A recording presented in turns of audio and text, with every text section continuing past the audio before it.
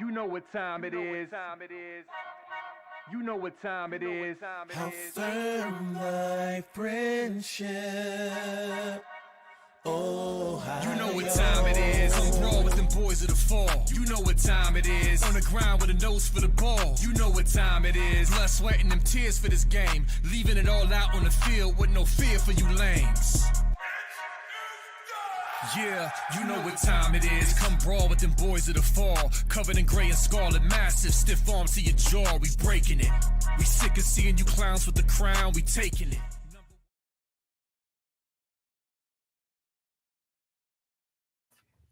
What up, Buckeye Nation? Welcome to the Buckeye Boys, where we talk college football with real fans. I'm Melo. That's my man, Maize Madman. You know I'm him upset. as 3M. And don't worry about what he's wearing. You know what I'm saying? Today's 12-pound podcast is Know Thy Enemy. So we're going to get to know the team up north a little bit better about what his expectations for this upcoming season are and vice versa. So we're going to get into it real shortly. Hey, Maize, how you doing? I'm doing great, man. Ready to go check out Bryce, man. Everybody's super excited about that. Obviously, we got a whole brigade of Wolverines gonna be down in A2, so this will be a good time. Yeah. When's your spring game? Actually, I haven't been It's following this you Saturday. guys as much. Yeah, this upcoming Saturday. So we actually, me, Maniac, and Johnny Olden Jr. actually gonna arrive in Detroit on Thursday. Kick it out there for a minute, and then head to Ann Arbor on Friday. Meet up with the rest of the people. Should be a good time. Man, that's gonna be fire, man. Y'all gonna do a show while y'all out there? You know it. We getting mad that's footage, man. It's gonna be dope. Yeah, it's gonna be real good. We got a great plan. It should be good. Yeah, so just to let the chat know, I know you guys don't like Team Up North fans, but Johnny, Maize, and Maniac, those my dudes outside of this. So like be respectful. You can bash their team though. I don't really care. Talk as much trash about the team as you want. Just don't attack those men as men. And vice versa. Just Absolutely. all respect. You know what I'm saying? Obviously, we're gonna have banter back and forth. We don't like that team. You know, it isn't my fault. Maize grew up in Dayton, Ohio, and decided to root for that yellow and blue team. Hey, you know what's funny, man? I was on Johnny's show Sunday, and Buckeye, what is his name? It's a Buckeye fan. He's got a Buckeye YouTube and all of that. But he actually graduated from the University of Michigan, bro. What? That's insane, bro. And like for me, I'm obviously from Dayton. I'm from Ohio. I rep my state too. But if it came down to the state of Michigan versus the state of Ohio, I'm on the Ohio side, right? I want that to be clear. But in terms of the programs, Michigan all day. It's not. Hold up, we got to start right there. How'd you end up becoming a fan of that vile cesspool of a program?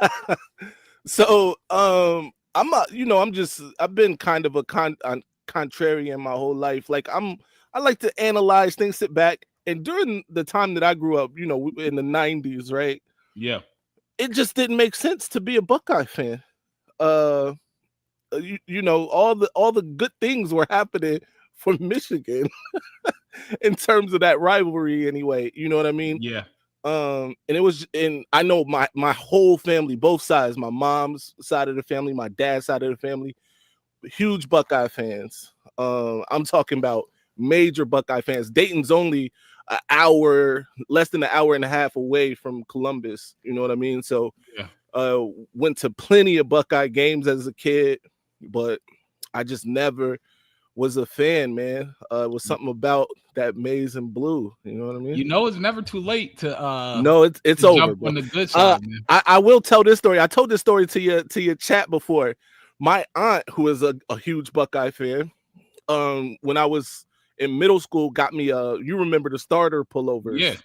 She got me a Ohio State starter pullover. That was my favorite pullover in the world, bro. And I hated the team, and she did it on purpose, but I love that pullover. And I wore that thing every day, man. So you heard it right here. All you gotta do is get him a Buckeye starter jacket. Nah. Now that I can purchase my own things, I have autonomy over myself and the things that I wear. I'll never do it again. But man, I see you've been buying a whole bunch of Team Up North gear and posting it, man. It's been making me sick to my stomach. It makes me not even want to go through the through my IG account, because every time your name pops up, it's some yellow and blue stuff on it, and it's been making me sick. Like, so at work today. The only new purchases, honestly, is this belt, this jacket, the shoes. You saw the shoes, the custom. Those are custom. I'm upset shoes, by the way. And the helmet's been here. I can't even. That's not even new. But where's the shoes at? They in a safe location to be broken out. You probably gonna wear it to the spring game. Yeah, we wearing those Saturday. But yeah, man, it's a good time. So let's dive into your team right now. What are you most looking forward to on the upcoming season, to be honest? I think some offensive consistency. We got to be able to move the ball, right? Last year, there wasn't a lot of imagination to the play calls even. And we were one-dimensional because we couldn't complete a forward pass. So there's Hold that. on. But I got a question. Do you know a guy named Ferris? Ferris, I don't know.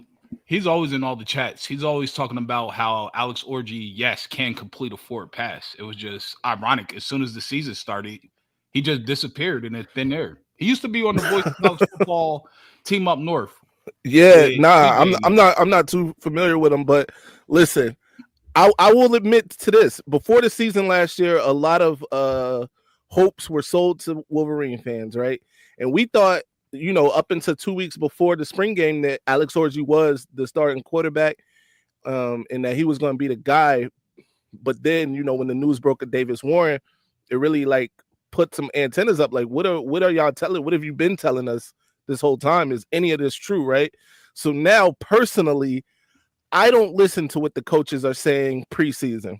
I've been in the position that I'm in, having the relationships that I've been able to build, with the channel. I've gotten privy to some information with people, and I cherish that. And so that's who I get my information from now. I agree with you. And I mean, yeah, me and Dev are having the similar experience doing this. Right. So, honestly, sometimes I could honestly say me and Dev get better sourcing than the beat writers. Yeah. To be honest with you, there's stuff that we knew about last season that we never reported on. Like, we knew about what was going on in the locker room and stuff. We never reported on it. And me and Dev literally had an hour conversation if we should or shouldn't, because it would have done an insane amount of numbers. Right. But we figured this is what we came to. If we put this out, it could fracture the locker room, and then we're not going to win a natty, and it could be because of us, literally. Right. And that's and that's the responsible thing. I think a lot of people, just think we get on YouTube and just say what we want to say all the time. But honestly, bro, I had the news that Bryce Underwood, this is no joke. I can show you. I'll show you my my DM from a guy on campus, a student, who said he saw Bryce on campus. Right. This is before it went ballistic and it became a real thing. And I could have went ahead and went with that information, but number one, it probably would have been detrimental to their efforts to get him. And then number two, this was the first time I had gotten information from this guy. So, you got to be careful vet with it that and too, see if right? it's real. Yeah. So, but yeah. Yeah, I mean, we all do that. I don't think people appreciate that enough, but we're also not out here stomping and bumping our chest like some other people do. Yeah, we knew this and we know that. No, me and Devil, we want to see a natty, period. You guys just came off of one, whether you did it the right way or the wrong way. I mean, that's up to debate. I mean, it isn't really debatable on my side, but for the sake of argument, it is what it is. We want that natty bad, bro. It's always the right way when you win. I don't know. Look at this, chat. What y'all think of this is disgusting. The Michigan players right here wearing the high heels, looking like they just left a Diddy party. And you see the binos right here, and you see the NCAA coming for you. I just had to throw that up. for you. It's so disrespectful. I had to. You remember you got me. Yo, You got me real good. I never forget that. I didn't even know you clicked that up, bro. I went back, bro. Tragic. Look. I'll be when we got off the show. I don't know what I said the score was going to be. Obviously, I picked Michigan to win the game. Yeah, you did. You were the only person, right? The whole day, the whole night, right? But I can't lie to you and say that I was 100% confident in that, right? But I remember the moment that clock struck 0. I was like, wait a damn minute. Melo said we were going to maybe get 3 points. So, yeah, I had to do it. Yeah, I mean, fair play. I knew I was going to have to eat that, man. I knew it. I stayed away from the internet for a day or two. Yeah, man. Yeah, it's kind of hard. At that point, I'll be honest. I was like, Dev, I wish we never started this channel thing because I wouldn't to just hide, for like a week. But we can't. You got to stand in the paint with it, Yeah, man. Listen, I also, and it's a human reaction to like have the fallout that happened immediately after that game because honestly, last year we had the 129th ranked offense. You guys had, I don't know where your offense ranked at that time, but we know what the weapons you had, right? And offensively, we understood it could get real Shabba ranks if it went a different way, right? So I think that because of that and your fan base understanding that, like, oh, we definitely winning this year because of the demonstrative difference in our offensive and all of that, right? Right. But because of that, when y'all lost, even yourself, man, there were visceral reactions to that, and I understood it. I feel it because I actually started my channel because of like the poor job that Michigan was doing recruiting, like after 2020, you know what I mean? And I was upset, right? So that's why it's the Maize Madman, because I was really mad at first, right?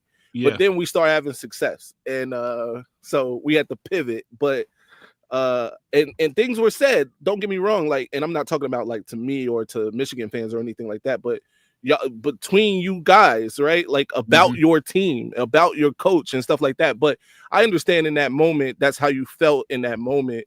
And obviously it worked out for you. It worked out for you. It's the biggest rivalry in all of sports, period.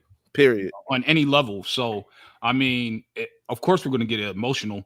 Now, the thing was for us, what I felt like me and Dev talked about was go ahead and rant, get it off, because there's no reason we should have lost that. But as we're in position, we start finding out like that hit really jacked up Will Howard. He probably should have never went back in. So it changed up a lot of the game plan. But it still didn't make sense to run straight up at Mason Graham, who's probably the best defensive tackle in T.T.U.N North history. Right. It just made no sense. And then you don't really – I hate your team, but – and I don't like Mason Graham because he's always talking trash to us. But, like, if you watch the all 22 of that game, I mean, this dude, I don't know if he's on steroids or, like, what's up with him, because he was making double teams look like they weren't even a double team. It was like he wasn't even getting blocked. It was 2 people. I saw him get blocked by 3 people at one point and still get off the block and make a tackle for loss. Yeah. Like, that's ridiculous. So I have to give props. Like, he's legit. And, I mean, honestly, I'd rather have had Will Johnson play than Mason Graham. Yeah. I'd rather have Colson Loveland and Will Johnson play than Mason Graham, to be honest with you. Yeah. So with that being said, what are you expecting from your wide receivers and tight ends? We already know you guys love to run the ball, but I see you after Messiah Hampton. Do you think you're going to be able to get him if you're not able to pass the ball? Because I saw him on Sam Webb's podcast, and he's talking about I need proof of concept. Yeah. Listen, and I think a lot of players are waiting for that, right? I think we're in a holding pattern for a bunch of talented guys because they want to see it come to fruition on the field.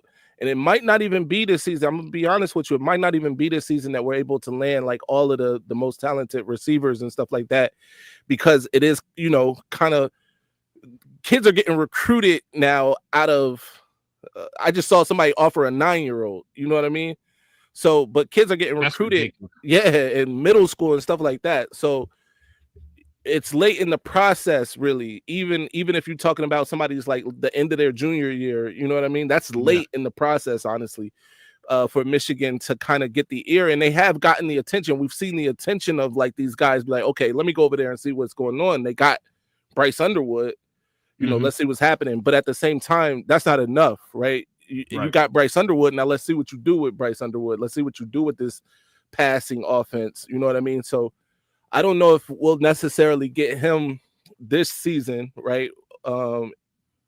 But I do think that everybody wants to see Michigan, you know, be better in terms of passing the football. The honest, of course, right, and the rest of the Buckeyes. But honestly, Michigan's never been, you know, Ohio State or, you know, anybody else really in terms of passing the ball around the yard, like historically. Yeah, I'm you know what I thinking mean? about it right now. We've had some great receivers, some great college receivers, but you know, even then, it wasn't like the quarterback was putting up his astronomical numbers. You know what I mean? Amani Toomer was a beast. Amani Toomer was a beast. Obviously, you took Charles Woodson, Ohio kid. I mean, that's despicable. Outside of those two, I don't. Oh yeah, Braylon Edwards was decent. Braylon Edwards is crazy. Cleveland. Yeah. Well, I'm not talking about what they did as pros. I'm talking about at Michigan. Braylon Edwards, 3 straight seasons of 1,000 yards. Yeah. But I'm just naming those are like the 3 receivers that stick out to me. I don't really know anybody Mario else. Manning. We had Super Mario. We had I forgot about him. He was Desmond good. Howard. You know, that one season he had 21 touchdowns. Is 21 receiving touchdowns. He was a good player. I don't like him though. Well, your fan base doesn't like Dez, and I understand it. He's an antagonist. Yeah. But I think don't forget my guy David Terrell too. He was a beast at Michigan. But either way, historically, that's not been who we are, right? Dev got a question for you. Yeah, let's do it. He said, "Do you consider Roman Wilson big time?" No, not on the level of those guys that I just named. Certainly Why is not. that? I agree with you, by the way. Yeah. I think he had a good season last year, and most of his numbers came early in the season. He obviously made the biggest play of the year against Alabama, honestly, because he did. If he doesn't make that play, we out of here. But I just think he had a decent season. He wasn't he's not a difference maker. He's not somebody that the other team was like, oh, we got to worry about this guy. You know, we got to put the attention on this guy, because the attention was still on the run game for Michigan. You know what I mean? Yeah. We haven't had a guy like that probably since Braylon Edwards, where the attention has to be on this guy. So what are you expecting from your O-line next year? Because, I mean, you just spent $10 to $12 million on a superstar QB. You got to be able to protect that man. And there's 2 ways of protecting: pass pro and open up holes for the running lane so people can't sit there and stack the box and blitz all day on them. Absolutely. So I expect the offensive line to be better than it was last year. I'm not going to sit here and say that, you know, they're going to be Joe Moore Award winners. Yeah. Because we saw Evan Link early in the season not be very good. Now later, towards the end of the season, he did start to turn it around. I like what I saw out of Sprague late in the season. El Hadi's been here. He should be good. Crippen has been here. He should be good. So I think we'll be serviceable or better. I think we should be better than serviceable. Should be a top 5 Big Ten offensive line. So let me ask you this: if they do underperform, who does that fall on? Does that fall on your head coach? I mean, because he is supposedly the O-line guru, the O-line whisperer, kind of like how Ryan Day is with quarterbacks. Yeah. I think it's fair. Sharman? Yeah. I think he definitely gets the brunt of it, even though he's not the offensive line coach, and that's Newsome now. But because we have a legit offensive coordinator now, right, he can focus more of that attention to the offensive line and help a guy like Newsome, whip these guys into shape. I know as the head coach, you got a lot more responsibility than just worrying about a position group, but I also think that position group in particular is super important and definitely super important for Michigan. So I got a question. Yeah, you just hit it on it. It was a good segue to your OC. You got Leslie Chip. What's his name? Chip Leslie. Chip Lindsey. Lindsay. All right, my bad. I didn't do that on purpose. All right. Like, I know I'd be trolling sometimes, but I really thought I messed up his name. But what are you expecting from him? What's a little bit of his background? What kind of offense does he typically run? What kind of offensive scheme?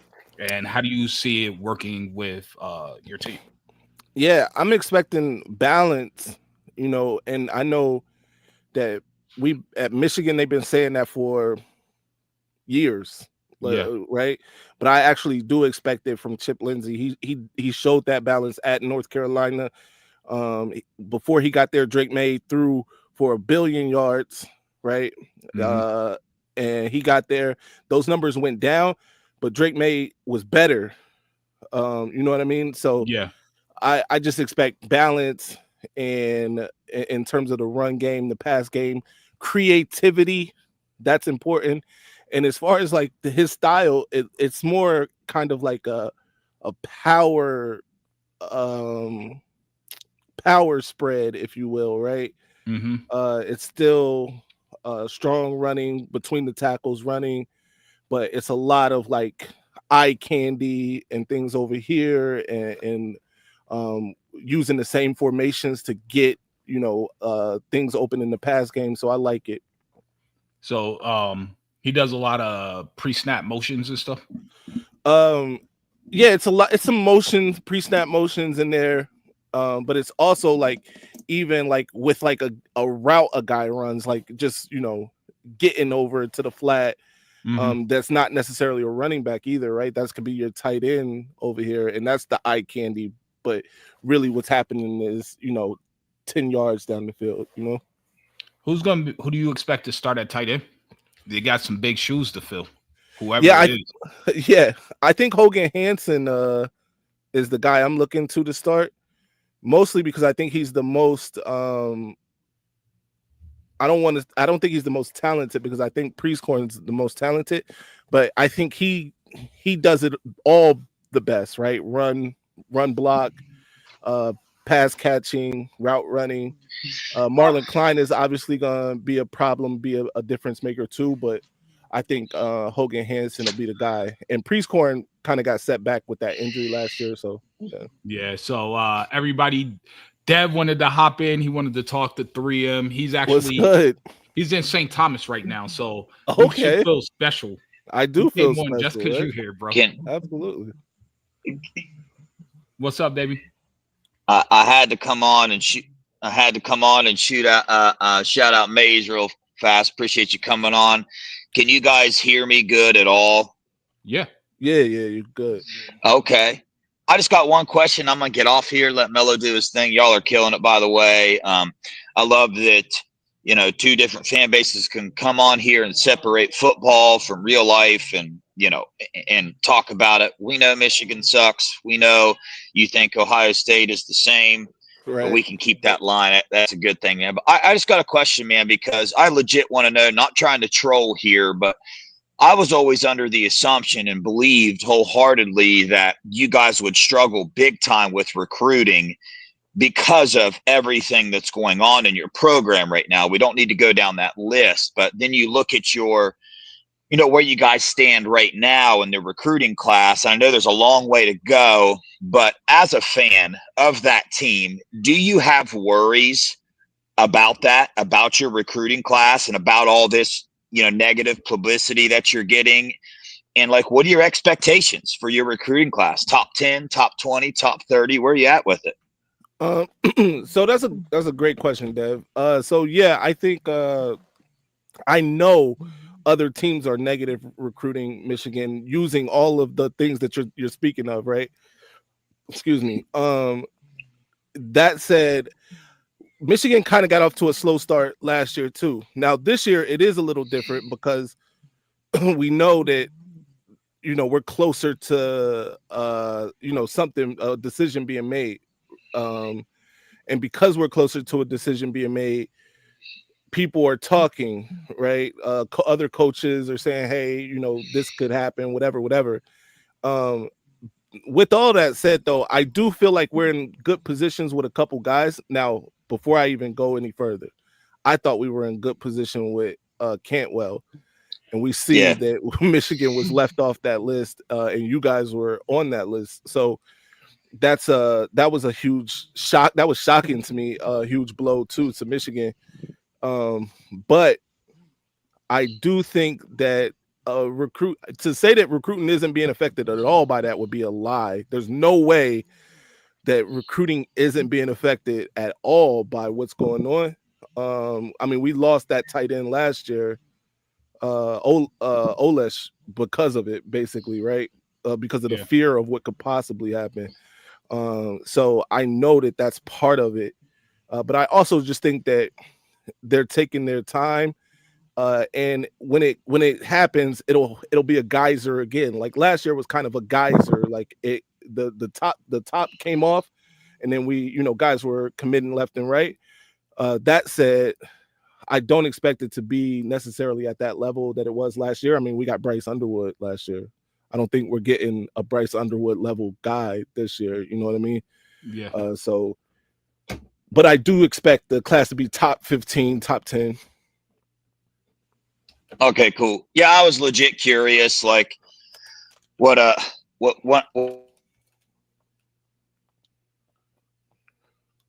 you're in the portal, Dev. Nah, he can't transfer. He's stuck here. Y'all stay blessed, man. Hopefully I'll see y'all tomorrow. Or Melo, I'll see you tomorrow in the chat tomorrow. Appreciate everybody for watching the show. Yes, sir. I'm out. All right, brother. Yeah, I'm jealous of him. He's up at St. Thomas. Man, I'll take St. Thomas over Ann Arbor, especially the weather that we're supposed to get. It's about to be disgusting up there. Hold on, why? What is it supposed to be? It's just raining every day that we're there, basically. You know why? Guy's crying for you guys, man. He's shedding tears. Oh my God, that's ridiculous. Look, my boy Maniac's in the chat. What up, Maniac? My guy.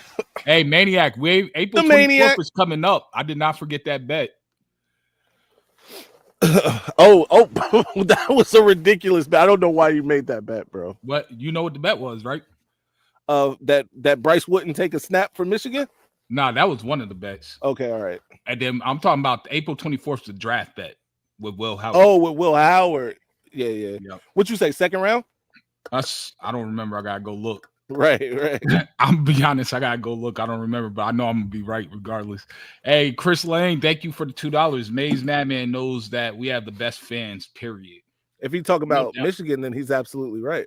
Nah, he's talking about, OSU. Hey, bro, first of all, I'm getting harassed all day by one of your fans. Not necessarily a Buckeye Boys fan, but a Buckeye fan. Some dude on X, man. All day he been on me, but I'm here for it. I got time. Whenever I find, when I look at my notification and he's responded, I go back and talk. He probably responded. Now I'm gonna respond to his ass right now. Sorry, I'm gonna respond to him right now.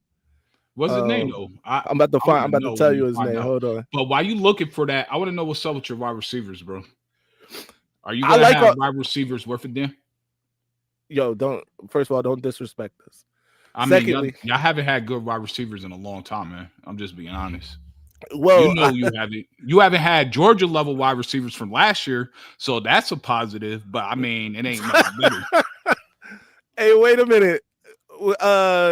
You put some respect on it. Cornelius Johnson did more than enough.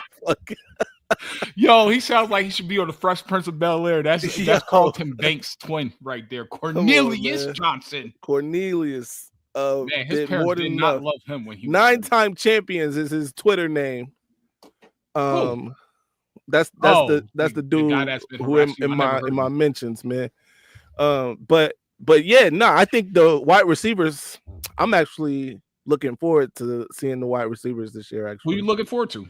Looking forward to McCulley. I've been seeing you smile about wide receivers like that probably ever since I've known you, so I need to know who you're talking about. Yeah, it wasn't nothing to smile about, honestly, if I'm being real. But Donovan McCulley, the transfer from Indiana. I know last year at Indiana he ain't had no numbers really, but what, he didn't play? I think he played some. He just didn't do nothing. But he's 6'5". He's got a big frame. And I'm excited. He's a converted quarterback. In fact, he scored on Michigan as a quarterback, like his freshman year. Hold on. So how long has he been playing wide receiver? I think like the last 2 or 3 years he's been playing wide receiver. The first year at wide receiver, he put up some decent numbers. Last year, though, I think he got lost in the shuffle. You know what I mean? But yeah, but they had a good team last year. They did. They had a decent team. But I'm excited to see him. I'm excited about the freshman, man. Jamar Browder. Shout out to Jamar Browder and Andrew Marsh, both of those guys. And then Fred Moore. When you watch the film, and I know you watched all 22. Oh yeah, Fred Moore was actually getting open last year. We just could not complete a forward pass. So there's that. But I'm excited. Give me some of his measurables, Fred Moore. I think he 6'1", 6'2". He'd like a slot. I mean, I think he could play slot this year, but he'll probably be like the Y this year. But out of the freshman wide receiver, who do you see getting the most playing time this season? This season, I think Jamar Browder probably gets the most playing time over Andrew Marsh. Man, I'm about to tell him, like, yo, go watch this at the 31-minute and 1 second mark. Listen, Andrew Marsh is my guy, by the way. Like, we interview Andrew on the channel. I know, I'll watch it. Yeah, and he's a great interview. Devin Sanchez is gonna have him in handcuffs. And you're wilding. Handcuffs. I think you were talking about Pyle though, Jalen Pyle, who's in the next class. But I was talking about both of them. I said it to both. Devin Sanchez is not going to do anything with handcuffs. You're wilding. But handcuffs. But go ahead. But he's a friend of the channel, man, and I really like him. I got his, I can text him right now. But everything that I'm hearing out of camp by visitors, even people who have visited, are saying that Jamar Browder is looking like him. You know what I mean? And what's his measurables? I'm gonna have to. He's 6'5", legit 6'5", like 220. He doesn't have like top end speed, but he's a jump ball guy. When you look at the film, he definitely high point in the football. So I like him. I like him a lot. You think they might move him to tight end if y'all don't have a reliable replacement for Colson Loveland? Nah. I think we do have reliable tight ends. I think our tight end situation is really good. Do you? I do. You think you're gonna have the best tight end room in America? No. I'm not. I wouldn't go that far. Okay. But I definitely think we'll have one of them. It could be if at the end of the season that they are, I wouldn't be surprised. No, they're not. We got the best tight end room in America. All right, that's. I'm just trying to set you up so that way we got. Come on, bro. I know you guys got the transfer. Who is actually Matt him. Claire. Yeah. He's a good player. He's a baller. And Jelani Thurman, you can't teach what he has, bro. All right, let's talk about this because now we got to talk about y'all's roster for a second here. Let's go. You got a bunch of these guys that you can't teach what they have. Jelani Thurman, one of them. Sonny Styles, one of them. And he's ranked the number 4 linebacker going into the preseason right now. I mean, he should be with all the measurables. He should be the best linebacker. And if in you America. Watch his growth over the season, that dude from day one to the national championship game, night and day. All right. And that's his first year ever playing linebacker. So let's keep that in perspective. I know you were talking about that's where the whole argument started when we had our falling out. You and Maniac lost your mind and tried to say Barham was better than him. He is. One category that he had better stats than Sonny Styles on. Hold on.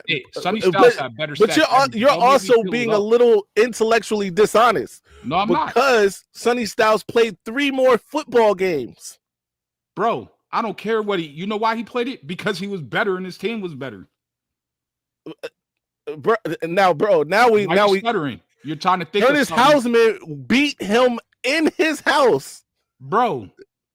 Nah, man. Bro, I don't want to hear. If we look at the stats from that game, I bet Ernest Hausman's stats are better. Pull it up. Let's pull it up. I'm gonna find it. You pull it up.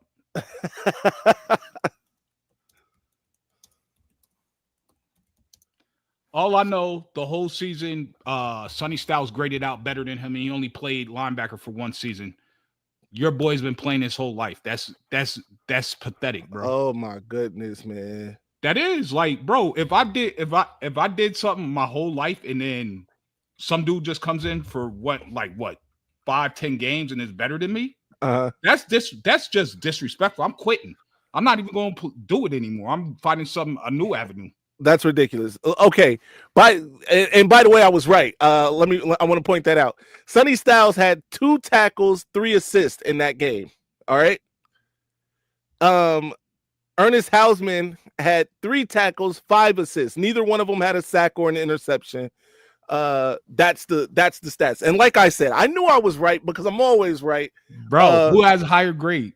Hey, yo, what grade are you talking about, man? Who's gonna get drafted higher? How about that? Sonny. Yeah, I think Sonny might get drafted higher. He got better measurables.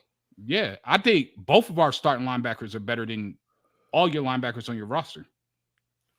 See, and this is where you be going crazy, man. You say Arvell some Reese of the craziest things, bro. Arvell Reese is better than him too. Here's a question: will Sonny Styles go higher than Jayshawn Barham in the draft? Yes. You're wilding. Absolutely. You're wilding. He's going to test out better than him. He's going to have a better season than him. He's going to test out better than Jayshawn Barham? Huh? He's going to test out better than Jayshawn Barham? Yeah. I mean, yes. Excuse my friend. And Arvell Reese is better than Jayshawn Barham too. Yes, he's going to be better than Jayshawn Barham. And we're going to see it. Just like y'all were talking about Will Howard's trash. You and Maniac was going crazy about Will Howard. I will stand in the paint on that. I was saying Will Howard is a trash can. Stand in the paint on this one too, bro. I'm telling you, I really do. I really study all the rosters, bro. I studied UGA, ours, Texas, Oregon, and yours. That's it. This year, I haven't been studying yours as much. I'm not going to lie. And you should I'm not going to lie, but this is the year you should be studying it. That's why because we're going back to the Natty. I'm going to have to get a new belt. 13-time champions. Y'all not winning another championship for like another 40, 50 years. Hey, man, you got to stop it. Besides last year's, when's the last time y'all won an outright championship without shared or anything? Hey, listen, I'm just asking for real. It was a while, but it doesn't matter because it's not like we got years? Half of a trophy in the trophy case. We got the full trophy in the trophy case. So does the other team that you shared it with. Good for them. By the way, they only got that because people felt sorry for the head coach. But that's another story. Is that true? He retired. He gonna announce his retirement at the end of the season. Dude, I think you in your early 30s. I don't even think you remember that much. But I'm a historian. I'm a historian. I know these things. You know what I mean? All right, let's flip over to the defensive side though. Let's start from safety and work our way to where you guys think you're going to have the best defensive line in America. So we'll start off in your secondary. Mm-hmm. Safety, what you expecting this year? I would have had a lot more faith in the safety position if Rob Moore was healthy like today. Hold on, what happened to him? Can you refresh everybody's memory? Torn ACL. What? Yeah, in the why did I think he broke his leg? Torn ACL in the preseason last year. And I think he had a setback a couple months ago. But the last thing I saw that he was like running again. So I think that's obviously good news. But I don't think he'll be back into the fall at least. It may even miss a game or two to start the season. So here's my question to you. Say Rob Moore was your son, right? Mm-hmm. Would you tell him to take a medical this year and just come back next year fully 100% mentally, physically, all the way healthy and go all out to make it to the league? Or would you tell him to come back? He probably still going to have some mental issues with it. I know a lot of girls that have torn their ACLs from my daughter playing soccer. That's a hard mental one to thing, overcome mentally. Now it's harder in soccer because of the type of movements you do playing that sport. But it's still very difficult to overcome. And if he's having setbacks, that means mentally he's going to have a setback. If he's missing like fall camp, then he's still going to have even more of a setback. And what if he tries to rev it up 100% and he's not ready to go and he re-injures himself? You see what I mean? No, I get it. But I also think, he's already been in college 1,000 years. How old is he? That's probably doesn't want Ann Arbor though. Huh? That's typical for Ann Arbor. What's one more year? I mean, hey, listen, we won the championship with a bunch of veteran players. You could say that, or a bunch of senior citizens. Yeah. So and this is what I'm saying, man. I come on here, I'm trying to have a good conversation. We having a good conversation. You gotta be disrespectful. We I would, like I said, I would feel more comfortable if he was healthy. I think he'll be healthy in the fall. I'm not a doctor. I don't want to act like I'm a doctor or anything and give like a timetable for his return or anything, but I think he will be back. I expect him back. People are texting me in the middle of the show. They know I'm on the show. Are they giving you updates about his knee? Nah. So that last one a couple weeks ago was the last update that I got on his like recovery or whatever. But that said, I like Hillman. Mm-hmm. I like it looks like T.J. Metcalf, the transfer from Arkansas, may be the other starter in the interim. So I like both of those guys. Hillman, you like him or you love him? You know what I'm saying? I love Hillman. I love Hillman. Metcalf, I don't know enough about. I've heard good things. I've seen some film, but I want to see it at Michigan, if you know what I mean. So you just like him? I like him, but I love Hillman. You damn right you like him. Damn right you like him. If you like him and you don't love him, then I love him. And you love both of your all safeties? the minutes. Huh? Sorry, I'm just getting over something. You love both of your safeties? Yeah. Ooh. We got Caleb Downs. He's the best safety in America. Okay. So of course I love him. And then what? And then we got Jalen McClain, who's a ball hawk. Love him. Jersey kid. You know how Jersey kids are. You had Jabril Peppers. We're different. We're different.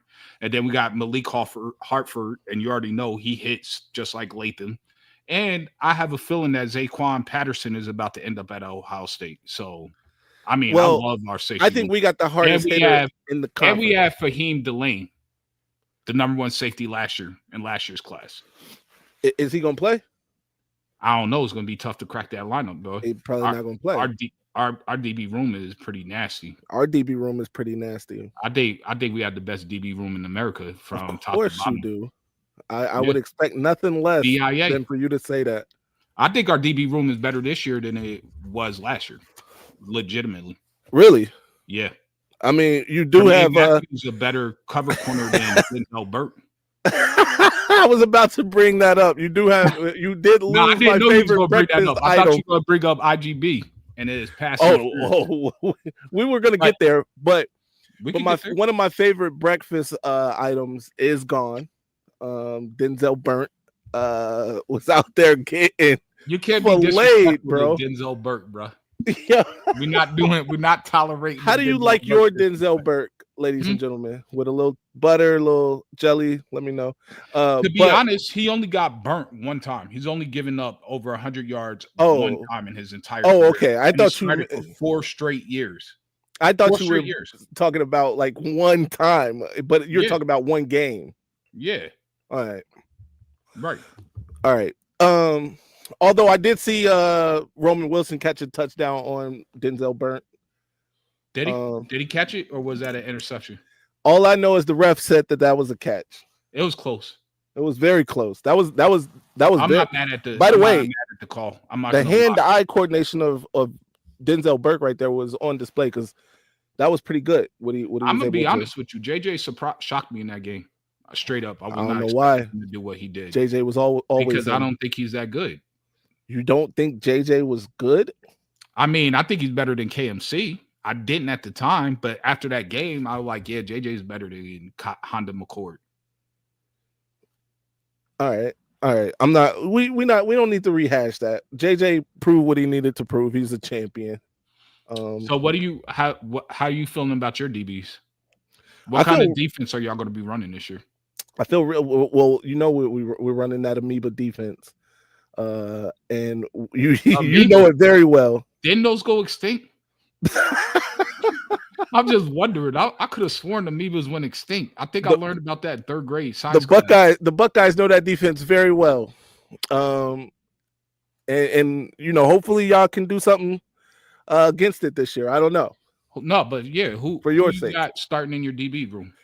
Yeah, so I already talked about Hillman, Metcalf, of course Zeke Berry, Jair Hill. On the outside, I think that's what it's going to be. Shamari Earls is a name to watch out for. I've said this on my channel several times. He's a true freshman corner. He's already donning the number 2, and they don't just give that out in A2 to anybody. He's a big guy, 6'2", can run. I thought he was 6'4". 6'4". Yeah, I'm pretty sure he's 6'4". Maybe like 6'3". He's a beast, bro. Yeah, he is a beast. Out of South Carolina. He's out of Virginia, actually. Virginia? But he committed to South Carolina originally. You're right. He did commit to South Carolina. Then he committed to Georgia. Yeah. And then flipped to Michigan. So you know what this reminds me of a little bit?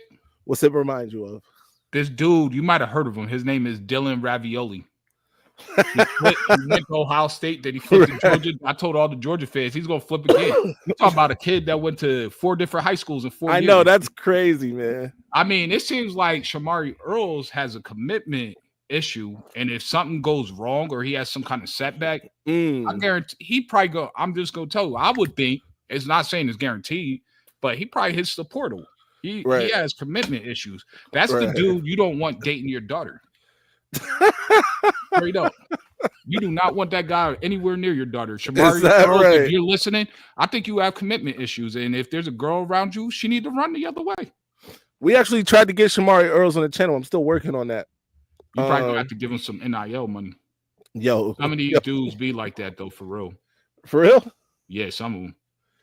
We haven't run into that yet, man. But I'm sure I believe you. I know about Shamari Earls. He's a beast, but I put him right behind Devin Sanchez, but he's close to that level for real. I'm not. Why everybody behind Devin Sanchez? He's the best cornerback in the country. Come on, man. Man, it's a consensus. He's the number 1 ranked cornerback in the country across all platforms. Okay. And he didn't play in Virginia. He played in Texas in the highest classification. He went against some of the best wide receivers in America and was locking them down. It was to the point they weren't even throwing the ball on his side of the field. He'd be bored. So his highlight reel consists of him taking a wide receiver and putting him in the Gatorades. No lie, no cap. Like his senior year, they didn't throw the ball on his side. He was bored as hell.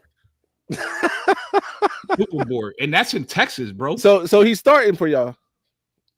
You want to know what I think? Right. I think he's going to start before the end of September. Over who? Over Bryce? Bryce who? Bryce West. Bryce West ain't starting. So you got right Iggy now the projected Jermaine? starters are Lorenzo Styles, Jermaine Matthews, and IGB. And the way they've been training is flexibility. IGB can play inside. Jermaine Matthews can play inside. And I figure one of those two before the end of September. This is my prediction because what I was hearing, people have been calling him the Jeremiah Smith of DBs since last year when he came on campus because he was locking down. And there's a lesser known fact that people don't know, but when they were in high school, Jeremiah Smith and him were at a camp together, and he was like, yo, you need to come lock in with Ohio State so we could get each other better. JJ was telling him to come up here because he was like one of the best, if not the best DB he went against at that time. So, yeah, I expect him to be starting before September's over. That's high praise. And you got to think about it. They're repping against the best wide receivers, period, in college football every single day. Yeah, we talked about what we think could happen in Michigan secondary too, and we think Shamari Earls could be a starter by the end of the season. I think he's starting from day one. That's why I'm going to come here and say that he's that good, bro. He's really good. Yeah, but I want to see him. I'm gonna be honest. I want to see him go up against JJ 1-on-1, no over top or single high safety. I think JJ wins, but it's going to be a great battle. I think, listen, it could be the next Will Marvin Harrison type deal, right? Well, although we really only got to see that one time. We didn't really get that at all. We really didn't, yeah. But they both got wins on each other is the point, right? They got wins. Of course. Yeah. It isn't just going to be 100% one side, bro. Yeah. It never is. And if it is, then that person probably should never be playing again. I agree. Anyway. So let's go to, you already kind of touched on your linebacker room. Yeah. So let's go ahead and let you go ahead and sing that false praise of your linebacker. Nah, it's not false. Ernest Hausman, best middle linebacker in the Big Ten. I think Jay Sean Barham, we've been hearing good things out of camp about him. He's getting to know the position a little better, know what they want from him in that position. And I think he'll have a way better season than he had last season. Behind those guys, you got Rolder, who's a beast. They're talking about, finding a way to get him on the field more. There's NOB, who's a true freshman, also monster, by the way. He was coming off an injury last season, but he's flashing in practice, which is a good thing. We have Nichols, Johnny Olden Jr. in the comment section. Help me with his anyway, he's a guy that is kind of a hybrid safety linebacker they're going to be using in that in that kind of exactly like Viper kind of role. So I really like Michigan's linebacker room. I like the starting linebackers a lot. And I think the rest of the Big Ten is going to be in trouble, man. I'm going to just flat out tell you right now, I feel that UGA has the best linebacker room in the country. Okay. Right now. I'm not even mad at that. They do have a really good linebacker room. I think by the end of the season, all anybody's going to talk about is Ohio State's linebacker room. Right. Everybody's big. They're long. They're fast. They have the best linebacker coach teaching them, James Laurinaitis. He's done it at the highest level. There's not a linebacker coach in America that has the same resume or CV that he has. He's still the all-time leading tackler in Rams franchise history. Mm-hmm. Aaron Donald played there, if you haven't noticed. Still, but he wouldn't get the tackles like that, bro. I'm just saying, still the leading tackler. Mm-hmm. Still, two-time All-American, like Buckeyes Award winner. And the knowledge that he's passing on to these guys and stuff that he's having them do and not wasting their time doing other stuff that people don't know that, like, oh, this isn't going to translate ever. It's bringing it to the forefront. If you legitimately take your fan glasses off and go look at the game one that Sonny Styles played last year, like, people were like, oh my God, I don't know if this is going to work. To the Texas and national championship game, completely different player, bro. And he's only been playing 1 year. So I'm pretty sure he's super coachable because he's not used to playing there ever. So he's going to listen to everything that he's being told and do it. I think by the end of the season, we got Riley Pettijohn, best linebacker, in my opinion. I watch all of them. You already know, like, sometimes with these recruiting rankings, there's a lot of politics that get involved, for sure, especially when it goes towards the SEC. And now people keep trying to say the SEC is dominant conference, but it's not. When have they been dominant? The Big Ten went 5-1 against them in the bowl season this year. Right. Back-to-back national championships came from the Big Ten.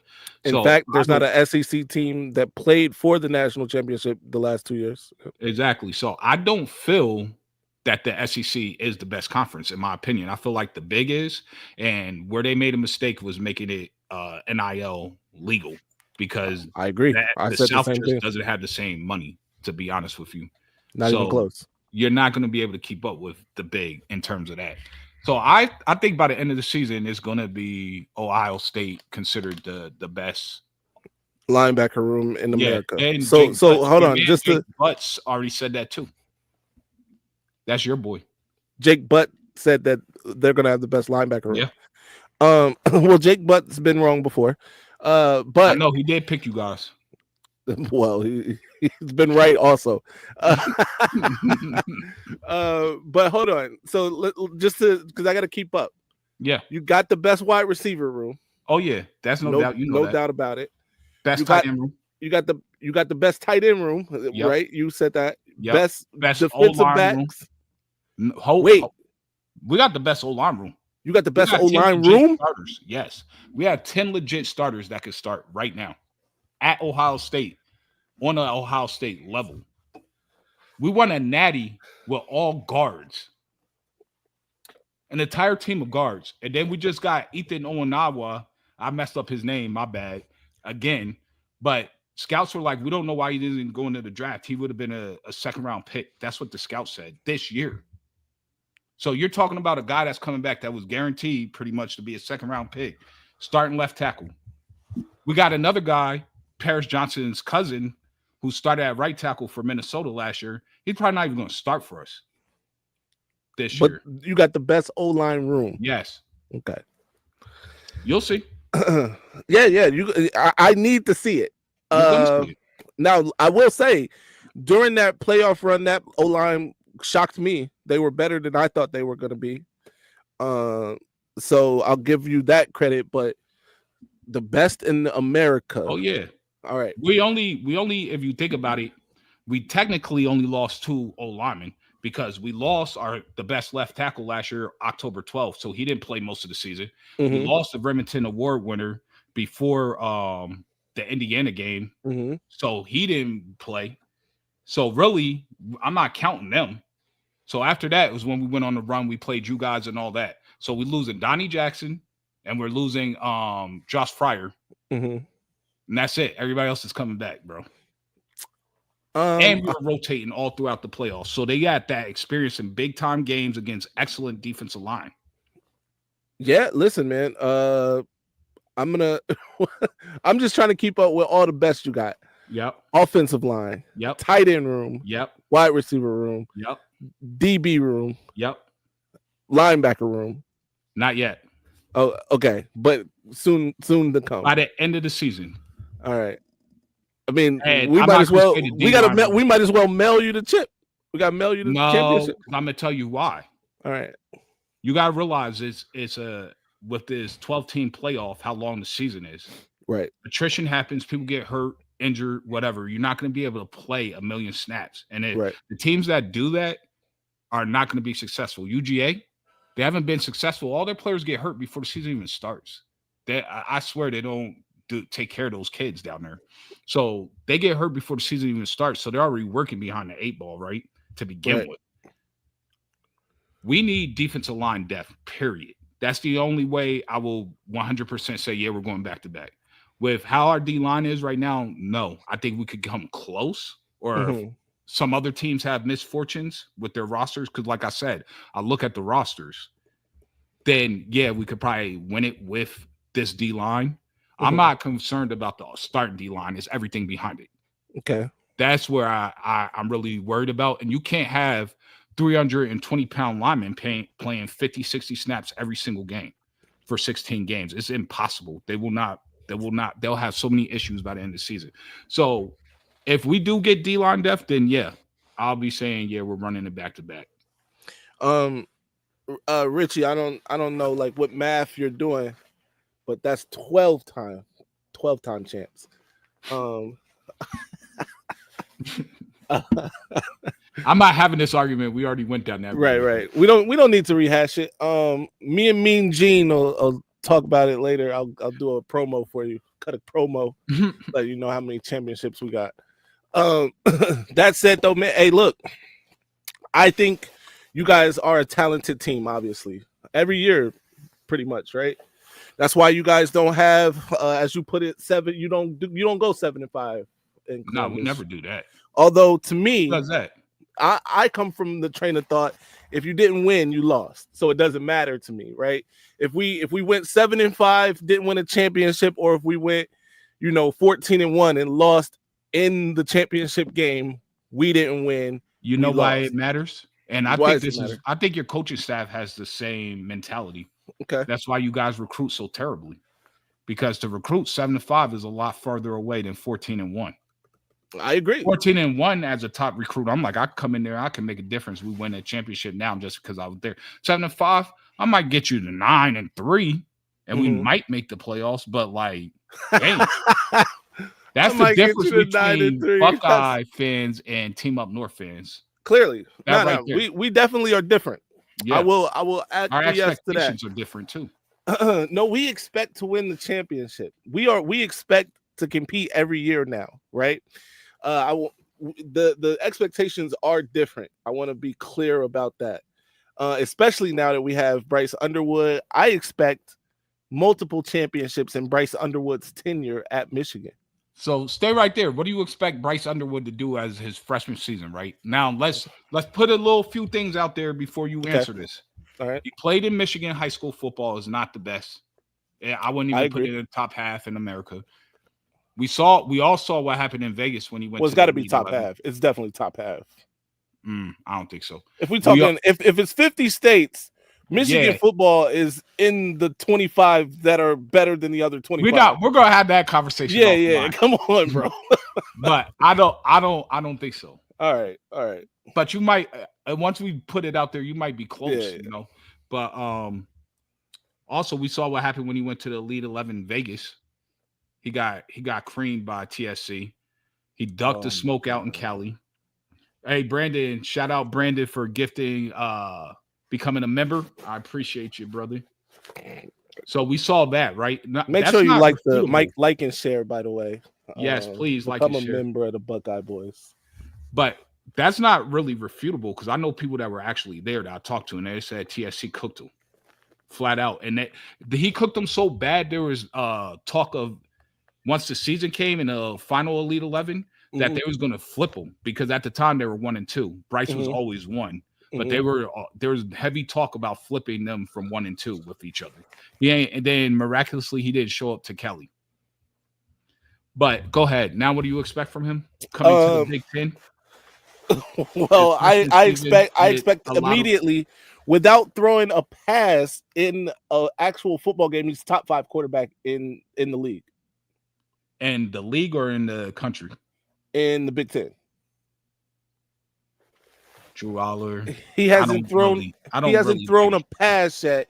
He's better than everybody. Save for a few in the Big Ten right now. All right, you think he's better than Dante Moore? I do.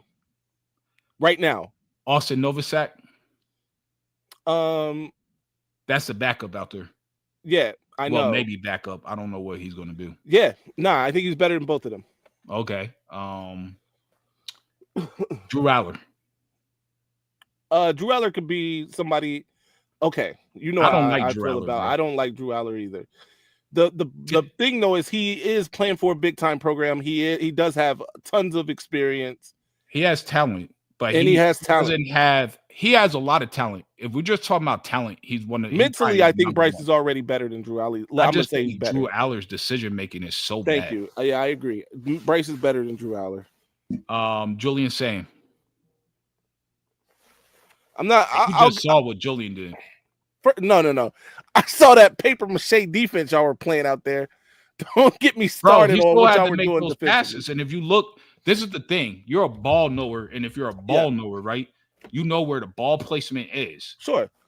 So you can still see that. You can see the arm talent. You can see that pass to Max Clare through the seam. And mind you, Caleb Downs was still in. All of our starting defense in secondary was in on that play. But when you have the wide receivers, there's going to be enough space. And his throwing motion is literally just like Aaron Rodgers. And they talk about his IQ being a savant. He could diagnose the defense before he hikes the ball. So, yeah, like right now, today, I like saying, I think saying, I'll take saying right now, being better than Bryce right now. What about Dylan Ravioli? Today, yeah. See, this is hard. You know why this is a hard conversation? Because if you don't just look at ball placement and the little nuances, any Ohio State quarterback's going to have a major advantage over everybody else because we just have the best skill position players, period. Right. So if you have who I think is the best O-line and you're just going to have a lot of time to dissect, there's no defense that's going to be able to stay with those wide receivers or their tight ends. Yeah, theoretically, you're right. Tremendously easier. So it's still kind of hard to say that because I don't know what you guys are going to have at the skill position. And I don't think Nebraska has a lot at the skill position either. I think Nebraska is okay at skill. They're not Ohio State, but who is Ohio State in the Big Ten? At maybe Oregon's the closest. At running back, by the way. You didn't talk about your running backs. Go ahead. They're the best. They're the best in the big. I could give you that. Yeah, I'm gonna be honest. I could give you that. Yeah, because I mean, I know if there was an argument, the guys at Penn State would be the argument, but they also have had time to show and be better. They haven't. So I don't think I'm they all giving that. them. I think I don't either. I think they're. I saw one of them better get ran down by a average. 300-pound lineman. So there's that. I think they're better than average, but I don't think they're like what everybody portrayed them out to be. You know what I'm saying? Yeah. I'm not gonna lie. Watching Marshall run against Bama in that bowl game, he looks like the real deal. He kind of got me a little tight. Like, yo, you. All he you did was fall forward. Huh? I said all he did was fall forward too. Nah, he's pretty big, bro. He's fast. Yeah. He's a hell of a back. Nah, to be honest, my little cousin played with him in high school. At Moeller. Yeah, my little cousin plays there. Nice. He's a linebacker. Yeah. And I remember his mom was telling me about how good he was. And then everybody was like, he went there? What? But Cincinnati's kind of like iffy. Hey, listen, I'm glad you brought that up. Everybody in Ohio knows this too. Cincinnati is kind of the stepchild in Ohio. And it's only like 40 minutes away from Dayton, but we are completely different. Dayton's cities. Heavy Buckeye. It's very heavy Buckeye. That's why you're the outlier, man. There's something you had a mutation in your genes, and it's not a good one. It's not a good one. Wow, it's the best one. What are you talking about? Nah, but for real, yeah, and but hey, they're about to get my little cousin, so it don't matter. Oh, word. Antoine Higgins, the number 1 linebacker of 27 class. He going to Ohio State. Oh hell yeah! From Jersey or Ohio? No, he's from Cincinnati. Oh, okay. If he's from Cincinnati, we got a shot. You ain't got a shot with him. I'm telling you for real. You ain't got a shot with him. But anyway, let's get to your D-line. I know you want to go ahead and brag about them. Well, best in the nation. Now you're gonna have to back that up with facts and why you feel that way. Well, I'm hold on. I gotta pull this up because I think this comment is very important. Let's do it. From Johnny Olden. It's just sports trash talk. That's the rivalry. It's not life or death. And I think people need to remember that. I know we get emotional about this because we all love our squads, but like it really is not life or death. It's not out here trying to ruin each other's lives and post crazy stuff about each other. It's just not that serious. And that's not like a godly thing to do anyway. And I have to apologize to my man Kinetic. I said I was going to do something to him because he got me a little out of character. But I never did get to apologize to him for that. You know what I'm saying? But after we was talking and stuff, like I was over it. You know, it was just a heat of the moment type of thing. But no, like, and I told Kinetic in that moment too, like, bro, like you took it to a different level here. Like, don't do that. You know what I mean? We've had it's just sports trash talk. Yeah, like absolutely. Like said. Here's the thing, man. I know, like myself, like I don't take anybody's comments seriously. You know what I mean? I laugh. I love to laugh anyway. I crack jokes all the time. It is what it is. Like you can say whatever you want to or about me. You know what I mean? It's the other people that I think is crazy. Like, don't talk. You know, I think talking about a fan personally because they like a team that's not the team that you like is crazy anyway. But yeah, you know, I'm not gonna dive into weirdo behavior. But I get it. People are passionate about these things. I'm passionate about Michigan, man. I love Michigan. I've always loved Michigan football, so I get it.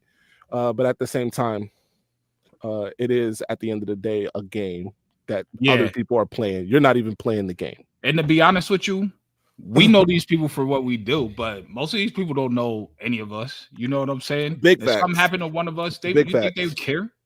Big facts. But go ahead, get back to bragging about your D line. I'm gonna let you have it. The defensive line, man, I think we are definitely at near the top in terms of defensive line. We got Rashawn Benny returning. You know, on the edges, TJ Guy and Derek Moore return. Derek Moore, if you look at his PFF, he was grading really high. It's just that Josiah Stewart was getting to the quarterback, you know, quicker than him. In terms of winning his matchups, though, he was dominating his matchups. TJ Guy, in the times that he got into the game, similar story. He was winning his matchups. and now both of those guys are the projected starters on the edges with Jayshawn Barham in that mix as well. Lugar Idapaye, it's a bunch of guys along that defensive line, because here at that position, Michigan is very deep going into the season. We got the transfers, my man, former 5-star out of Detroit, actually, who before when coming out of high school didn't even think about going to Michigan. But I think, obviously that was a different coaching staff. Jim Harbaugh doesn't exactly rub people. Yeah, he's a weirdo. You could just call it out. I'm not going to call him a weirdo. I will say he did strange things. He climbed a tree. He had sleepovers. What? Hold on. Hold on. What you talking about? I didn't even know that. What do you mean he climbed the tree? Yeah. He climbed the kid's tree, man. This when he first got there. He was, by the way, when he was recruiting really well. He had top 5 recruiting classes. Those first few years. From climbing the tree, jumping in the swimming pool, and he was doing a bunch of stuff, man. He washes dishes at kids' house. He's a wholesome dude. So he's a maid now. Yeah. I mean, he's just being polite, man. It's, you cook dinner, I'll wash the dishes. There you go. I know a guy who has a house in the Hamptons that would love for him to come over. Yo. His first name starts with a P and it ends with a Diddy. Oh, you're so disrespectful, bro. But yeah, man, I think like I said, Rashawn Benny, Payne. You guys have been talking about him a lot. Etta, Cameron Brandt. We can rotate defensive linemen all day. And it's gonna be crazy for opposing quarterbacks, opposing offensive lines. Well, I'm gonna say we can't rotate defensive lines all day like that right now, but I suspect a lot of these D tackles that are hopping in saw the bat signal Coach Davis putting up. Like we're going to hit the portal hard for some D tackles and some defensive ends. I think some of those running backs too. I saw a running back or two enter the portal. I saw it too, but I mean, and I was like, I think that this is a bad signal from Ohio State. I could see it, but I don't know. You know what I'm saying? Because I think they firmly believe in the top 3. I guess there's not too much running back depth, really. Right. So I could see them maybe taking one. I could see them taking one more safety. And I think really there's going to be mostly the D line. That's where they're going to try to hit. I think they feel good about everywhere else for the most part. So we'll see. I'm in terms of starting D line, I think we have the best starting D line, but you can't. Your starters are not playing 60, 70 snaps. You can't expect to win a game doing that. You're going to get worn down, and that's what I think happened to our D line a lot against you guys. They didn't want to rotate because they didn't trust the backups to come in and be able to perform at a certain level, and they rolled the starters way too much. I'm talking about 70 snap counts. Like, that's entirely too much, especially against other big 300-pound strong grown men. Like, it's just, you can't win that way. Yeah, no, I get it. But I mean, I also don't think your starting defensive line is better than Michigan. I think we have the 2 best defensive tackles, period, in Edric and K-Mac. Kenyatta Jackson's going to be a double-digit sack guy. He's going to remind you of them Chase Young days. All right, you're going to see. Come on, man. You're going to see, bro. When's the last double-digit sack guy you had? Hold on. I think, I don't know about double-digit sacks, but I know JT had like 22 tackles for losses, so that's almost just as good anyway. All right. So I think Michigan clearly wins the defensive line battle with. Yeah, in terms of the Ohio room. State. All right. In terms of the room, I will give you that. Okay. Starting line, we're gonna see. I think we have the best D tackles. Yeah, and running back, I think we clearly clear running back. We did just lose Ben Hall, which I think is I'm not one of these guys that don't think that that's significant. I think losing Ben Hall is significant. He at his time at Michigan, he didn't really get to prove what he can do. But I do think, he had the experience of being there, and he was a guy that they talked about and glowingly. So I think that's a significant loss. But a guy like Kayapana has to step up now. Donovan Johnson might even get some run early. So guys have to step up. But I do think that that's a significant loss. I'm not gonna lie to you. But those starting, your those boy starting is in the house. West Quad, man. How many times my guy Dub Q? How many times did he lose to Ohio State? I'm just wondering. West Quad, drop that. How many times did he beat Ohio State? In the chat, bro. I'm just wondering. I'm asking for a friend. I heard you live in Atlanta. We're gonna have to link up. I'll be wearing Buckeye gear though. Hey, yo, you talk to Dub Q nice, man. But yeah, go ahead. Running back room. So this is what I will say about your running back room and our running back room. I think you do have the two most talented guys right now. I think James Peoples is right on the heels of both of them. Actually, I think James Peoples is better than Justice Hayes. I actually think Marshall is a better running back than Justice. Personally, I've been watching Justice since high school too. So just to let you know, but I do think Marshall's a better running back than him. I think because running back, this is how I look at it. Running back goes hand in hand with the O-line, which goes hand in hand with a passing game. I think over time it's going to be harder for your running backs to have the same level of production our running backs have, because I do think there's a significant difference between the O-lines. I think our O-line is superior to yours, and I know our passing game is. So I think you're not going to be able to stack the box, and they'll have bigger lanes. But if you're just talking off for talent, yeah, I will give you guys the nod for sure. So I would just like to point out, right? Michigan has been a running football team for a long time. Absolutely. I didn't run that well last year. Last year we didn't. You're right. We did not run particularly well last year. We did. We ran great in the spots that we needed to run in big games. But so who do you put that on? We got to talk about this. We got. Well, I put that on the offense. Period. Like they knew we had to run the ball. Everybody knew it's a run. 3rd and 8, run. They can't pass. Right. I could give you that. I can't really. That's a solid answer. Yeah.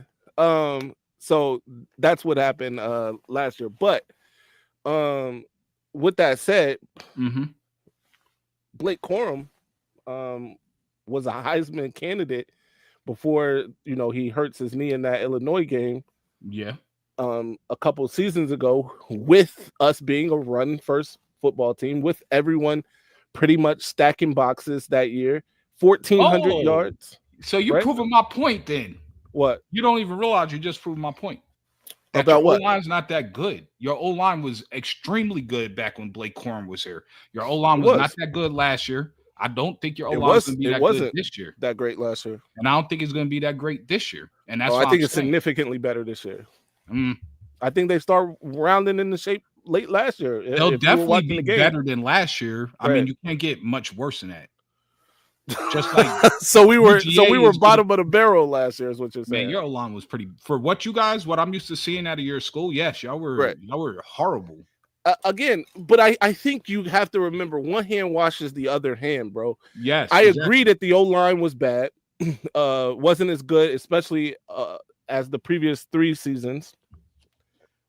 But also, when everybody knows what you're going to do, when there's no threat of a pass, period, it becomes a lot easier to defend you. Oh yeah, no doubt. Yeah, that's what I'm saying. Do you think you're gonna have a passing threat this year? Oh, that's what I've been asking. For sure.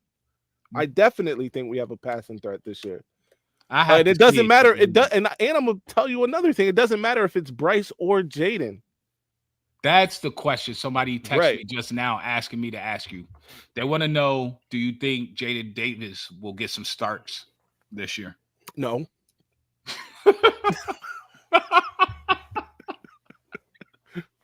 I already knew what your answer was going to be. I think that's why I kind of slipped out my head. Listen, I think, all right, honest moment, Melo. Yeah. I believe Jaden Davis and his handlers, his parents, did him a disservice last year. Why? By not allowing him to play. You believe that story? Who'd you hear that story from? It was posted before the season. It was you know, Jaden Davis, Who Jaden posted it? Davis's family. It might have been EJ Holland. Okay, so I'm gonna give you the real because I know the real on this. Okay. Because, and I'm gonna say the name, Aaron Nolan and Jaden Davis are mad tight from going to Elite 11s, Okay. being part of the same recruiting process. Aaron Nolan's dad flat out told me that was a lie. Aaron Nolan talked to Jaden Davis. They talked daily last year. Mm-hmm. He said his parents never told him not to play him and the red shirt him his freshman year. That was a lie that whoever on and the team pushed out there, that narrative. Mm-hmm. That was never said, never done. That was never brought up. And if they knew he wasn't going to play, I don't think he would have picked her. Okay. So hang on to that. Yep. So if Jaden Davis if those parameters weren't set on Jaden Davis, right, then the team did Jaden Davis a disservice, because the best case scenario for Jaden Davis was to be the incumbent starter coming into this season. Yeah, no doubt. I agree. Because then, you know, it becomes a thing where, okay, we got this all-world true freshman, but he's going to be behind this other young player, right? At least for the next couple seasons, or maybe just this season, who knows? But the expectation for him to start isn't the same as it is now, right? Oh yeah, no.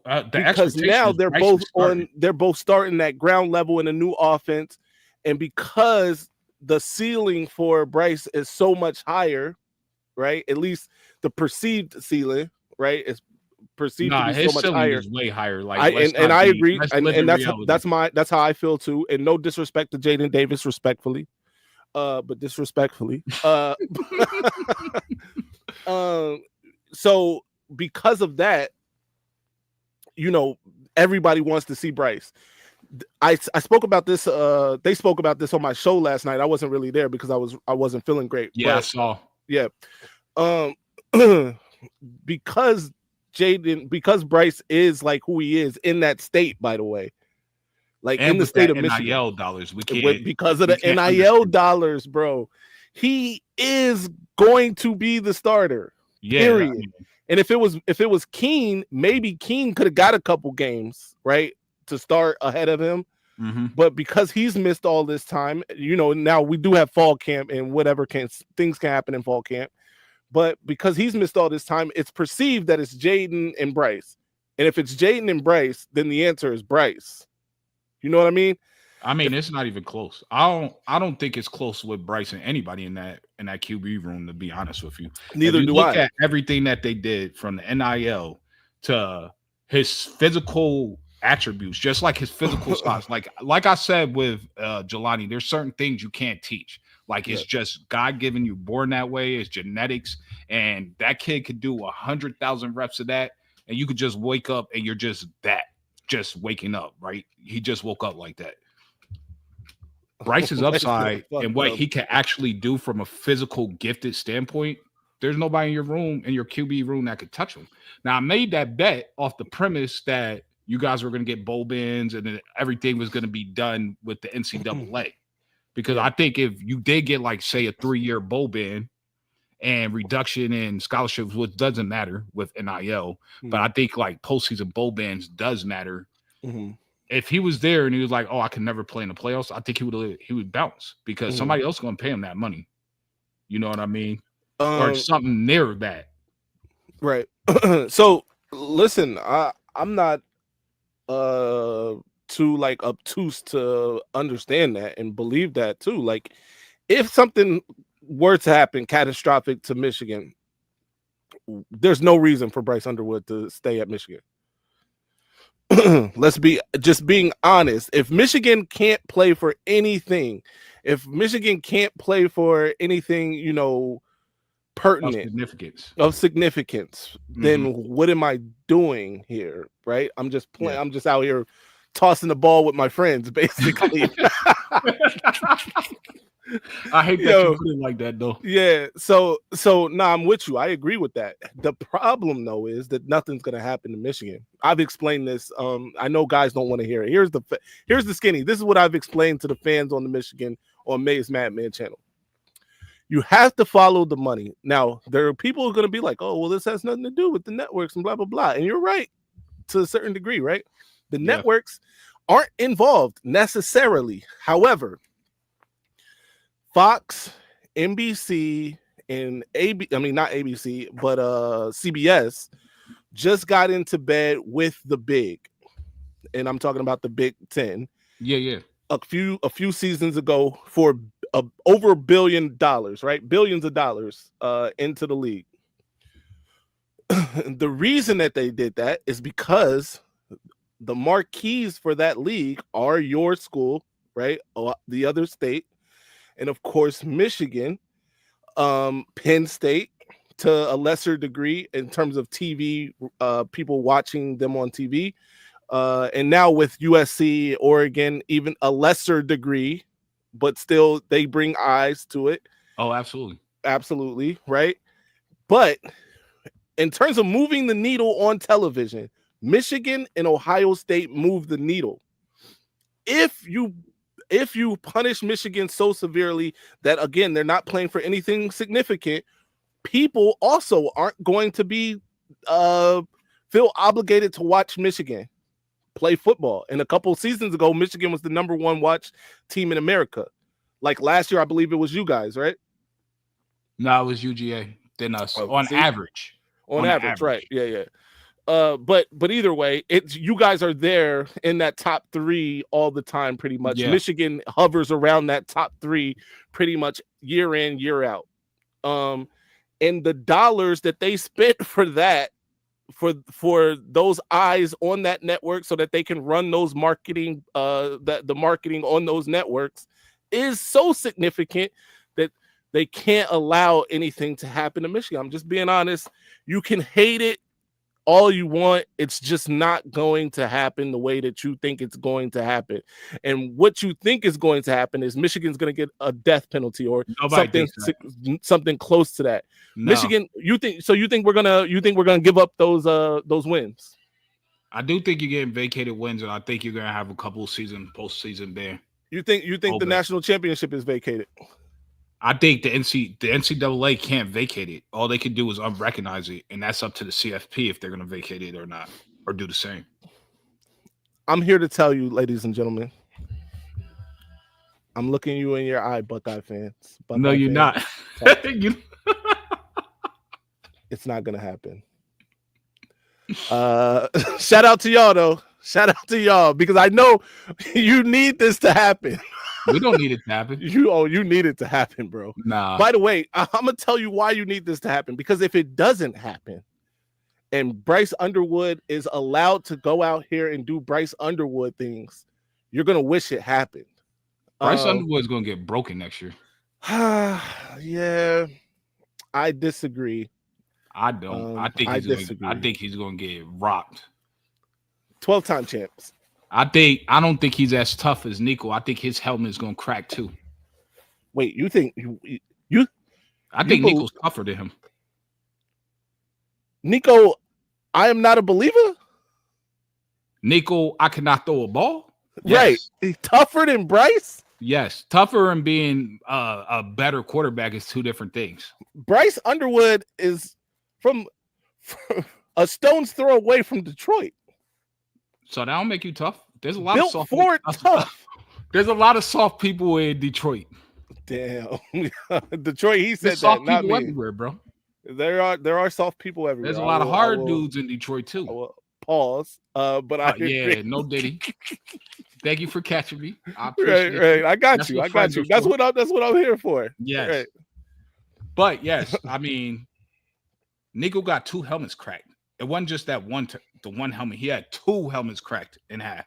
You saw what happened to Arch Manning when he got hit in the back, concussed, out. They're like, why did they put him in the game? He had a concussion, bro. What you mean they couldn't put him in the game? Man, if Arch would have got in there, they would have put y'all to bed. If Arch would have went in there, he would have been going to the hospital. Maybe never. I can't wait for Arch. I can't wait for Arch to put y'all in the casket. Let me ask you something. What makes you think Arch is exactly what everybody's saying? What have you seen from him that proves that? You ain't seen enough from Arch? No. Who did he play against when he started? He didn't play nobody when he started. Okay. But he played well. Okay, but who did he play against? Nobody. You don't even know the name of the teams. I don't. Exactly. Neither do I. He played He played Bishop Sycamore. That's who he played. Yo. He played Bishop Sycamore. When he I came don't to know play the those real things. defense, He he played went in for Burger one King play, Tech. got hit in his back, and said, "Coach, I'm not good. Take me out." Shout out my guy Maniac. He played Burger King Tech. Yeah, you know, BK Tech. Where they at? In Detroit. Yo. They had a Not Pontiac. like the high school Bryce Underwood went to. Yo, you so disrespectful. Get me out of here, I gotta man. send shots. You know I gotta send shots, but no, I think the game is live and well. Bryce going on and popping off at the mouth. I think it's gonna make it must see TV. It's over for Ohio State. Nah, it'll never be over for Ohio State. But how many games are you losing this year? Dude, get out my head. I was just about to ask you the exact same question. Because I started thinking about, I know what I think your record's gonna be. Okay. So let's start there. All right, let's. What do you think you're going? What do you think you're going to end up? I think the floor is 10-2. Who's the two losses to? If we lose those two, I think we can lose to the other state, because you can lose that game every year. You mean to Ohio State? The other state. Ohio State. The other state. No. But go ahead. And then I think Oklahoma. There are trap games in there, but I kind of feel the same exact way. I'm gonna be honest. I looked at your schedule literally yesterday, and I was like, "Oh my god, bro, they're actually not gonna lose that many games. We're not gonna lose, right?" But I have the same 2 games, but I don't know how much I believe in Oklahoma. I'm gonna just be honest with you. I know it's on the road and it's probably a night game, so that's why I will give them the advantage. But I don't believe in Brent Venables, and I don't know if I believe in Oklahoma. To be honest with you, I like Oklahoma's defense. I like what I saw out of Oklahoma's defense at times last year, and because it's on the road, and because we're probably starting a freshman quarterback, that can be probably. I mean, it can be dicey. I think if it was later in the season, that's probably a dub. Mm-hmm. So I feel like 55-40. Also, have you seen this before? And let's talk about this schedule for a second. How the hell does Michigan not have back-to-back home games at any point in the season, bro? What is that? Man, y'all playing the softest schedule in the Big Ten. You don't need back-to-back home games. No, there's no way, bro. Bro, you only play us. You don't play Oregon. You don't play Penn State. You don't play Oregon. I know we don't, but we play y'all. We play Penn State. We play we got to play Portland Brown. Huh?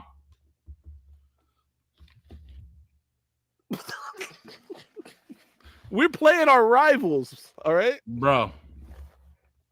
There ain't been a rivalry since Mel Tucker was out there tucking and pulling. Hey, yo, I'm not. I'm just being for real. Like, that team is. By the way, I think think they railroaded Mel, but that's another story. But yeah, no doubt. They wanted him out of there. I mean, they should have gave him all that money. They want to pay him that money, right? That was stupid. But I think we're gonna beat y'all this year. I'm sure. I know you do. I believe that you believe that. And that's why it's gonna be great when you don't. I think we're gonna beat you in a small house. I'm gonna be there more than likely. Listen, I'm coming up there for that. Game. At this point, we own the big house and we own the littler big house. No, y'all don't own the small house. You're just renting it right now. We're about to come in there and paint it red, and I'm rushing the field. We call in Ohio Stadium the house that Donovan built. Who? Or brought down. The house that Donovan brought Who's down. that? You know who it is. Don't be disrespectful. Did he play last year? Nah, for real. Did he? No, he played. He was missing in action. It was an APB out on him multiple weeks. I was bragging about how many times he bench pressed 225. I seen one of your fans bragging about. I think it was Moose. Like, oh, it was either Moose or TJ. Like, oh, he benched more than Jack Sawyer. Okay, who's gonna get drafted first? Which shouldn't happen. Who's gonna get drafted first? Jack Sawyer's gonna get drafted first. Okay. He should. Donovan's about to be a bodybuilder. Yo. That's all that means to me. He ain't no football player. He's not an NFL player. Y'all the most disrespectful, bro. That's why he's benching 225 so much. He's getting ready for his next career. The most disrespectful. I'm just saying. You know what I'm saying? Listen, man, I gotta pack my bags. I'm headed out on Thursday. Where you going? I'm going to Detroit When? on Thursday. Hold on, I gotta ask you this. This is a serious question. Have you ever been to Detroit? I used to live in Detroit. What? When? Yeah, I got family in Detroit. So do I. You better not be related to me. What's your last name? In the 90s, huh? My family's name Burnside. All right, nah, we ain't related. Yeah. Nah, but I got family in Detroit too, man. That's a depressing city. I'm not gonna lie. Like they never rebuilt it. You gotta keep it real. It looked I wasn't gonna disagree with you actually. It looked just like 8 Mile. They had a mayor there that was stealing all the money. Oh my God, super corrupt. Kwame Brown. Kwame Brown was his name, I believe. Bro, they didn't have a trash service for a minute. What's his name? Kwame Brown, something like that. Oh yeah, man. That dude did that city dirty. He did it very dirty. Now that said, bro, I almost went to Cooley High. And it's obviously it's not the same Cooley High in Chicago. Yeah, I know Cooley High is in Chicago. But shout out to Detroit, man. And I'm with you though. When I used to visit Detroit, when I used to stay there, even it was very much a depressing city in the 90s, man. It had fallen so far from grace because apparently before I was born, before me or you were born, it was a great city to be in. Yeah. They had the auto industry and all of that, Motown. But it is a far cry. It was a far cry. I hear they're doing some good things now. They had riots there, didn't they? And that's why. Yeah, they had the riot. That's where it went down. Yeah. And then you have a mayor that doesn't invest in the city and still. Kwame Kilpatrick. Thank you, Dub Q. It's not Brown. Kwame Kilpatrick. I was about to say. I just thought about Kwame Brown was the basketball player. Right. But no, I'm out of here on Thursday too. My daughter has an OV out in Cali, so nice, man. What school? Cal State Northridge. Okay. So nice, bro. Check it out up there. There's suburbs of LA. Yep. We're gonna go hit up Malibu a little bit. Enjoy the sun, the palm trees. To rub it in. Enjoy the sun, the palm trees. I mean, I'm gonna be. You chose to go to that spot. We going to a Tigers game though. On Thursday evening. Are they playing the Yankees? Because that's a dub. Easy dub. Man, they not playing the Yankees. I don't know who they playing. I actually gotta look it up, but we're gonna be there. Man, you got Johnny to leave Tampa to go up there to that. He might get sick. He probably going home with pneumonia. Oh man. Yeah. But I appreciate you for coming on. You got. I appreciate you having me, man. Buckeye Nation, before we let you go. Yeah. And I won't even end the stream on you early if you say some crazy stuff. Shout out to that, man. Shout out to that. I want y'all to look me in the eye. Buckeye Nation, I'm talking to you in all seriousness. What you want to happen to Michigan is not going to happen. Unfortunately, you're gonna have to eat those 4 losses. And then to compound that, you're gonna have to eat this 5th loss this season. But I'm joking with y'all, man. Hey, I appreciate everybody. Honestly, everybody in the chat. Let them know where they can find you, and let them know he's supposed to have Justin Spiro on his show at some point. Absolutely, we're working that out. Actually, Justin Spiro gonna come on the Maize Madman channel. Be sure to follow me everywhere at Maize Madman. It's just like that: Twitter, Instagram, YouTube. Well, you can find me over there, man. Every Monday we do the Eminem live, and then I do videos in between there. It's a good time. I see my guy Cleveland Mike is in here. Shout out to Cleveland Mike, my boy. Shout out to Cleveland Mike. Hey, I need to see that jacket real quick though. On some serious, I know, like, man, this joint. I hate your team, but I'm trying to see it. Let me zoom out for you. Like that. Yeah, because we got the 12-time champs. Hold on, did you put that on your jacket yourself? Yo, you're so there ain't no way you bought a jacket that already had that on there. Nah, I bought that. Look at that, Michigan on the sleeve. Where'd you get that at? What website? We got this from Fanatics. I'm gonna go see if they got an Ohio State one. I feel under. Well, first of all, you're not gonna have as many patches and stuff because y'all don't have the same success as Michigan. That's a whole nother episode. Who has the? Yeah, we got to go. Shout out to Buckeye Nation for tuning in and dealing with my boy 3M. He's a great dude, man. For real. Outside the rivalry, I don't care about the rivalry. That's my guy. Shout out to Maniac, Johnny, Cleveland Mike, Stilly. Sean. I see TG was in here going crazy again, man. She always is on Michigan's neck. Shout out to her for that. Yeah, shout out to Mecah. Mecah was actually, I wasn't expecting to have to kidnap you for this long. I was going to do a half a show with you and then do some recruiting stuff with Mecah after. Yeah, she pulled up. I'm sorry, Mecah. But we got carried away, Mecah. I'm sorry. Like, you should see our conversations when we on our group chat. But Mecah will be on tomorrow. Kirk Barton, the Kirk father, will be on tomorrow. So make sure they said the Five Below bell. Shout out to Buckeye Scoop. Hold on, who said that? who said that? Oh, Sean Rawlings, my dog. Shout out to Sean Rawlings, man. Nah, man, don't shout him out, man. Pull that down, man. Don't shout him out. Hold on, let's see the belt though. Throw it up here. Ain't nothing Five Below about this. It's a national championship belt. Right, that's the dollar store, baby. Yo, this is real belt. zinc. That's real zinc right there, right? Yo, matter of fact, that's 5-finger discount, man. Y'all we know so Connor went in the dollar store. I'm never coming back here. Your boy Connor went into the dollar store and stole that. Just keep it $100 right I'm never coming back here, man. Shout out. I appreciate you. Love All right, you. man. On that note, go Bucks. OH. Go Blue. IO.